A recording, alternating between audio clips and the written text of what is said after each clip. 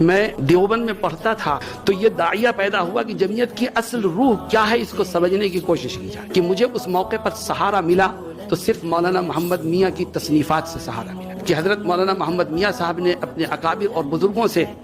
سن کر کے ان کے ساتھ رہ کر کے کام کر کے جو خلاصہ پیش کیا وہ یہ ہے کہ 4 عناصر ہیں جن سے مل کر کے جمعیت بنتی ہے۔ عناصر اربع جمعیت علماء کی تشکیل میں بنیادی حیثیت رکھتے ہیں۔ وہ عناصر اربع کیا ہیں اس کو ہمیں اور آپ کو آج سمجھنا ہے۔ عناصر اربع میں سب سے پہلا عنصر ہے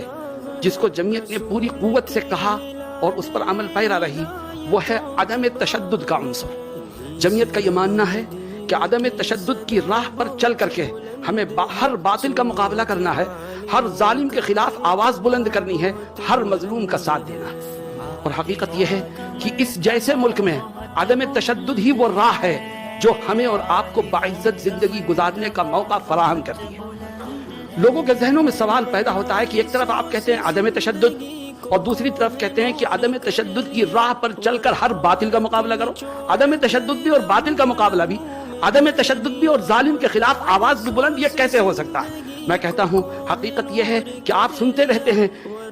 جمعیت علماء کے ترانے میں کہ یہی کار شیشہ و آہن ہے، ایک طرف عدم تشدد ہو اور دوسری طرف باطل کا مقابلہ ہو، ایک طرف عدم تشدد ہو اور دوسری طرف ظالم کے خلاف آواز بلند کی جائے۔ جمعیت علماء کا یہ طرہ امتیاز ہے کہ جمعیت نے اس کو کبھی ہاتھ سے جانے نہیں دیا۔ آج موجودہ حالات میں پہلے سے زیادہ اس کی ضرورت ہے، چنانچہ قومی یکجہتی کے عنوان سے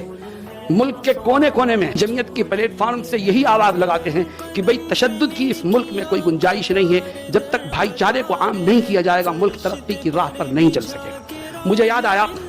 گزشتہ سال کے 12 دسمبر کو جمعیت علماء اتر پردیش کا ایک اجلاس لکھنؤ میں ہو رہا تھا، مختلف قوم کے لوگ تھے، اس میں ایک سکھ نمائندہ بھی تھا۔ وہ کھڑا ہوا، اس نے بیان کیا، بیان کے دوران انہوں نے یہ بات کہہ دی کہ ملک میں جو فساد پھیلاتے ہیں انہیں یہ سمجھ لینا چاہیے کہ ہمیں جان لینا بھی آتا ہے۔ جب وہ اپنی بات کہہ کر کے بیٹھے تو میں فوراً کھڑا ہوا اور میں نے کہا یہ جمعیت علماء کا اسٹیج ہے، اس لیے میں پبلک کو یہ بتا دینا چاہتا ہوں کہ ہمارا کام جان لینے کا نہیں ہے، ہمارا کام تو جانوں کی حفاظت کرنے کا ہے۔ اسی کو عدم تشدد کے نام سے آپ پکار سکتے ہیں۔ یہی وہ چیز ہے جو ہمیں جمعیت علماء سکھاتی ہے، اور تمام تجربات اس بات کے شاہد ہیں کہ تشدد کی کوئی راہ اس ملک میں نہ کبھی کامیاب ہوئی ہے نہ کبھی کامیاب ہوگی۔